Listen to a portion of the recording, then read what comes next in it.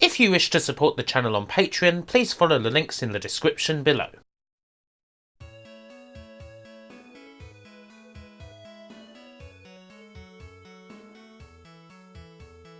If you follow me on Patreon, you might have noticed that I've recently reintroduced my Patreon review request tier. I thought it would be nice to bring it back. Perhaps it'll give me some new games to look at that I might not have thought of before. I'm really looking forward to seeing what people come up with. Ah, this sounds like something good coming in now. Gary, what's up?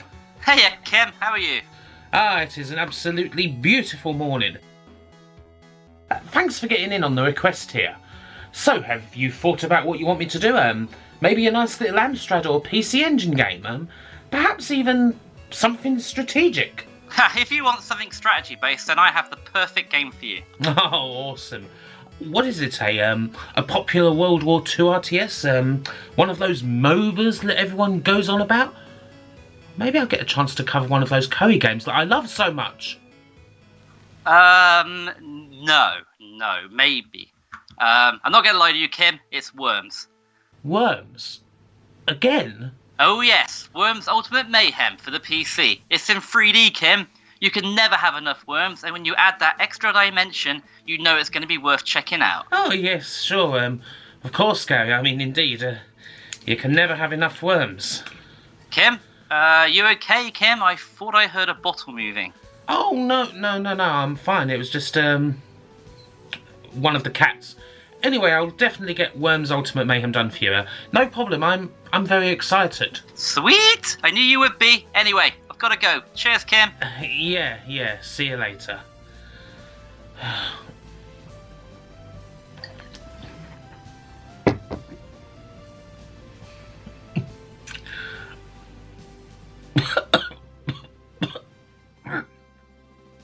Right, okay then, back to Worms. I'm sure you'll all agree that I haven't quite covered this series enough. So anyway, as with a lot of series, Worms decided to move with the times eventually. It started out as a 2D game, and then it went 3D in 2003 with, fittingly enough, Worms 3D. An odd title, seeing as a game suddenly being in 3D was not exactly the most special of things come the PS2 generation. One might say that the Worms were late to the party, or maybe that the worm had turned against them. But no matter, finally they've got polygons. Old series shifting to 3D could, of course, produce mixed results. They aren't all Super Mario 64 after all. Let us not forget about 3D Lemmings, or 3D Pon, or of course, Bubsy 3D.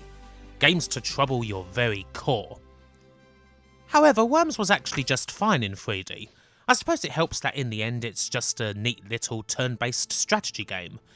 It also helps that the little invertebrates were beaten to the punch by a couple of years. Gremlin's Hogs of War, their last great title, was pretty much Worms in 3D, only with pigs and Rick Mail, and it was fantastic. So, indeed, the formula works. However, it works for very much different reasons than the original classic, and that's worth examining. I mean, I need some sort of angle to keep this fresh. There were a couple of 3D Worms games, but we're going with the last one, Worms Ultimate Mayhem from 2011, which is an updated version of Worms 4 Mayhem. First off, well yeah, the game still looks pretty charming and actually translates well to 3D, so long as you're used to the more cartoony style of Worms that was introduced around the first sequel. You get the odd nice cutscene here and there too for things like airstrikes, which is kind of welcome. And the game is still much the same. You get 2 or more teams of worms fighting against each other on randomly generated terrain, there's crates and mines, all the usual stuff. Still, all the usual stuff aside, this is pretty different to regular 2D Worms. It's certainly a slower game in many ways thanks to the 3D. The maps feel bigger, you often need to make a bit of a trek to reach a suitable shooting position, and it's harder to quickly dispose of worms. They don't tend to go flying as much, even when hit with a baseball bat, and so it's trickier to dump a worm in the water unless they happen to be very close to it. And so the best thing to do is always look for as much damage as possible. And the 3D element makes that quite a lot easier. Almost too easy. Being 3D, you need reticules in order to aim properly, And of course you get them. No problems there. I mean, if the game didn't have them, it'd be a bloody mess. Still, I find that they make the building blocks of the game, bazookas and grenades, a lot more simplistic. The end game, once everyone's used all their special weapons and so forth, is kinda more of a straight shootout. If you can get into a position where you can see the enemy, you can probably hit them. Hell, I don't often find myself using grenades at all. The bazooka is so much more reliable once you get used to it. Now, being on higher ground, often such a big advantage in a 2D Worms endgame, isn't really anymore. If you can be seen, you're easier to hit, and fall damage is much higher in this game than it typically is in Worms. Getting bazookaed off a high spot? Well, that could easily be the end of you. Essentially, the bazooka is kind of overpowered, especially when compared to the other basic weapons. There are other little additions that can change the game a little bit, useful weapons and so forth. The tail pin, a big hammer that not only does damage but also roots an enemy worm into the spot you whack them in, can be useful, and poisonous gas is also pretty solid now. Other striking weapons? Not sure if they're worth the time, not when compared to big explosions and, of course, the bazooka. Dynamite and sheep are always useful, of course, although needless to say you have to watch for the sheep suddenly jumping over your enemy right as you're about to hit them, as ever. And of course, there's plenty more fun stuff to be found in crates and so on. It's all fun. The trouble is whether it's useful or not. Dark side play is useful, of course, if you actually get into a position to use it, and there's plenty of cover that can help, but still, it's hard not to do damage. So what does all of this actually mean? Ultimate Mayhem and 3D Worms in general isn't bad or anything, it's just quite simple, and we're already dealing with a pretty simple turn-based strategy game. The transition from 2D to 3D can be odd at first, and that can certainly result in great fun as even the most seasoned Worms vets do incredibly stupid things, such as fire on the first invertebrate they see, which just so happens to be their own teammate. But does the fun last once you get used to it? It's not bad, but at its heart Worms is still a 2D game. And indeed, Worms itself can't beat the first attempt. Hogs of War is just better. It's faster, it's stingier with its weapons, the aesthetic is much more fun, and there's lots more interest in tactics. Ultimate Mayhem is an okay bash about, but before long you just want to play Worms as God intended.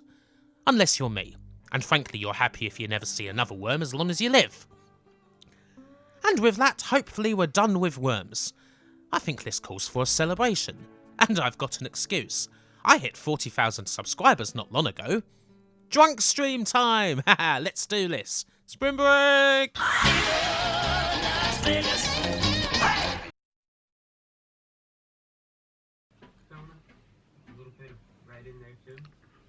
I'm afraid not. Instead, they're bringing back Hello? Hello?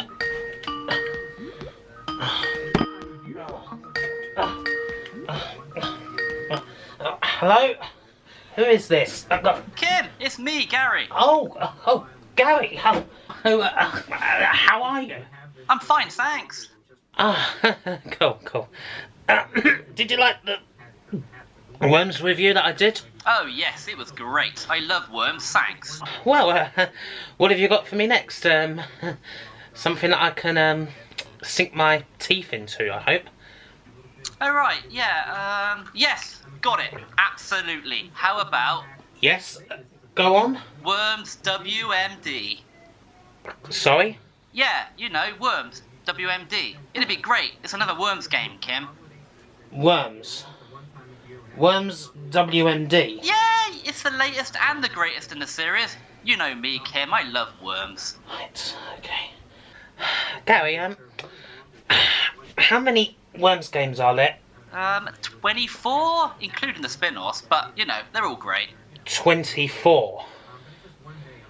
Right, I see. Well, great. I'll get right on that. Fantastic. And remember, Kim, you can never, ever have enough Worms. Yeah, yeah. Cheers, Gary. Bye.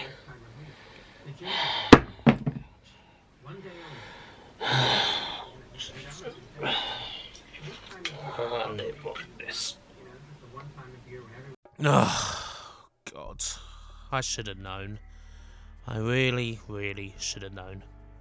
He'd never let me go that easy. Okay, let's do it.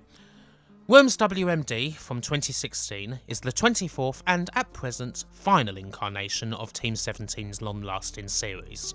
The common garden earthworm has a lifespan of anything between 4 to 8 years, and with this game Worms celebrated its 21st birthday, so hey, it can't be doing too badly. As you already know, it is kind of their premier moneymaker. Anyway, after Ultimate Mayhem, Team 17 decided to go, back to the roots. No more 3D playing about. It's back to good old-fashioned 2D, and I fancy that's where the series is likely to stay. The core gameplay is still the same as ever. You know it already, right from the heart. Lord knows I do. This gameplay is good, and it will always be good. It will not be a shocker for me to tell you that as a multiplayer game, Worms WMD is excellent. It has two great attributes, the sheer satisfaction of planning out a brilliant shot and executing it, and with it the high risk of hilarious failure. There are few things that are funnier in a game than when you, or an opponent, completely and totally screw up everything in Worms. Still, the gameplay only goes so far. What does Worms WMD bring to the table that's new? Now frankly, I haven't played much 2D Worms in between World Party and this one, so I'm sure a fair few of these things might have appeared in other games before now, but I really like that you can go inside buildings. It adds another dimension as now you actually can properly conceal a worm inside a building and they won't be marked on the screen. This also means that you get a big old fort mode too, where the buildings are the main focus. Not a new addition, but a nice way to change the play, even if I usually prefer just using buildings as and when they appear on a random map. And then there's all the vehicles and gun nests and what have you. These can take a bit of time to get used to. The first time you try to use a helicopter or a mech, you'll probably screw it up massively because it'll feel totally alien. Still, they can cause some serious issues for your opponent once you get used to them. They can smash other vehicles to bits, create important holes in the scenery, or just ensure that a rival invertebrate has a really bad day. They're quite fun. Some of the new weapons are quite a laugh too, bunker busters and other silly things. And there's also a big crafting element, because all games must involve crafting nowadays. I don't care much about this, but it's obviously there and it's probably important in order to maintain useful resources like ninja ropes and what have you. Other than that, WMD is kind of a greatest hits, and not exactly bad for it. It does feel like a proper continuation of the old line from the original to World Party, and if you like those games then you're absolutely going to like this.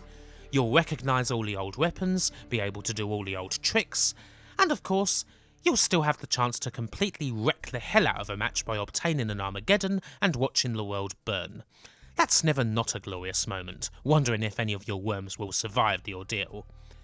And in the end, while I may very well have run out of things to say about Worms by now, it is a game that has a long life. The random nature of the game, the volatility of it, the sheer entertainment value of screw-ups, and the satisfaction it brings in multiplayer means that it just never gets old. So long live Worms. And hopefully that's it. As far as this channel goes, I think we can finally put the worms in the ground. I mean, I'm sure that Gary won't want me to do detailed reviews of the likes of Worms Crazy Golf, or Worms Pinball, or Worms Blast. Won't he? I mean, I bloody hope not.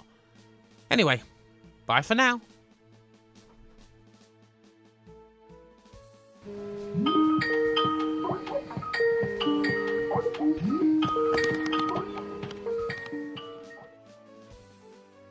For this video, the community praises the following: Adam Schaefer, Alex Stocco, Andrew Dalton, Andy Capt, Audie Sawley, Conformist, Daniel Briggs, Daniel David Taylor, Dustin Cooper, Gary Pinkett, George Newton, Ghostly Spectre, Gruffin Blackpaw, Hunter, Ian Roberts, James Idd, James Loveridge, Jason Durso, Jason Goy, Jason Leach, Jason Stevens, Johan Eriksson, Josh Jensen, Lee Norris, Mark Johnston, Martin Pataki, Morton Scullin, Nanette McCrone, Nicholas Tristan, Olaf Allbean, Peter Jack, Peter Sidorn, Phil Taprog, Pocky Southmaid, Rachel Maxwell, Romeo, Ryan Burford, Sammy Lee, Scott Coulter, Sean Zoltek, Seth Robinson, Simon Gulliver, Stephen Warner, The Unnatural, Tiago Pereira dos Santos Silva, Tanyo J, Yucca Operator, and Zach Roach.